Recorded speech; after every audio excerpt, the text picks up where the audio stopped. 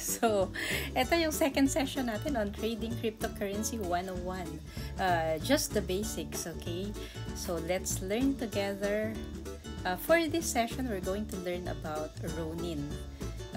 Last time, we learned about how to create a MetaMask wallet. And this time, Ronin naman. Ganun pa din. Punta pa din tayo sa Google Chrome Web Store. We click on it. And then, we search on the web store. So, type lang natin Ronin. And, syempre, mag-iingat tayo kasi madaming nahahack at madaming nagsusulputan ng mga fake Ronin applications. Reminder guys, wala pa pong mobile wallet na specifically created for Google Play Store and App Store. As extensions po itong mga to. So, click lang natin. Make sure that it's offered by axiinfinity.com. These are just some of the preview po. Makikita nyo mga screens dito. Yan. So, pag na-install na natin or na-add na natin yung Chrome extension, these are the things that we're going to see.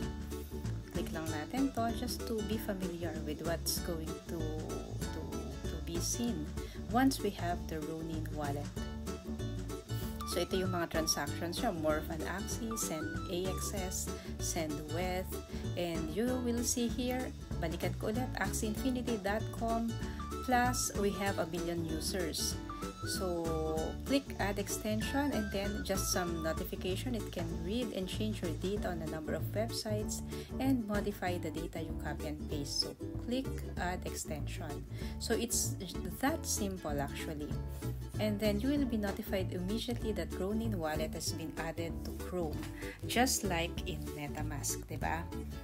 So, dito naman sa part na to, makikita nyo, meron dito parang puzzle.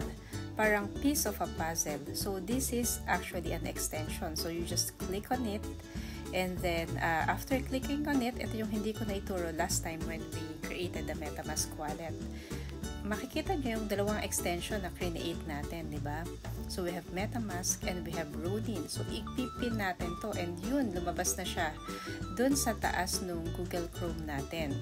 And then, we pin also the Ronin. So, these are shortcuts. So, instead of clicking yung extension and then selecting MetaMask and Ronin, there's no need to do that kasi nakalabas na siya dito pa lang sa start or sa main page ng Google Chrome.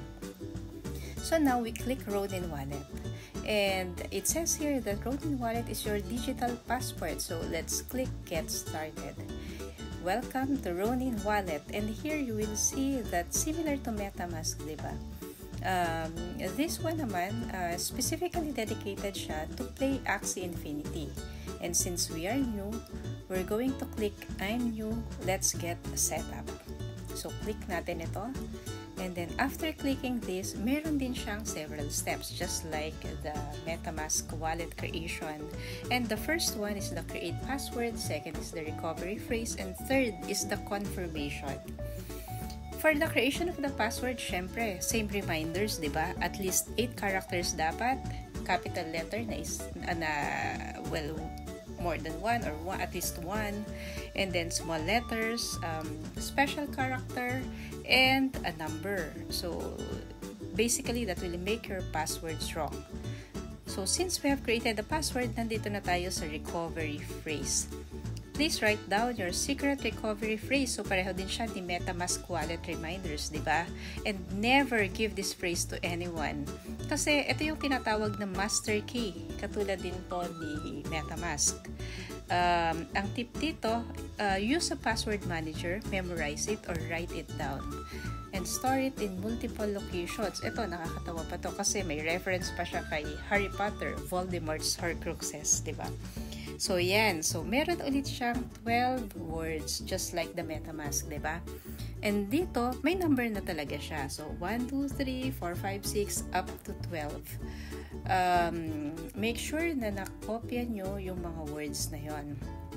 And then, pwede nyo naman i-click ulit itong reveal seed phrase para makita nyo siya ulit. So, that's the way to do it. And then, kapag nakopya nyo na siya, ensure kayo tama yung spelling, tama yung arrangement, then we're going to click and move to the third step, which is the confirmation. And this time, this is different than how MetaMask is set up kasi we're not going to input the 12 characters. Rather, ang ilalagay lang natin dito is yung selected number. So, hinahanap niya yung second word. So, kailangan makiin natin yun or matype natin dito ng tama. So, it's fame. And then, we have to input as well the fifth word. So, it's actually govern. And then, for number 7, we're going to see craft. And then, for number 11, we're going to key in laptop. So, make sure tama yung spelling. I-double check natin and click continue. So, after we click continue, we're going to be notified that congratulations, your wallet has been created. So, ready ka na. Meron ka ng MetaMask.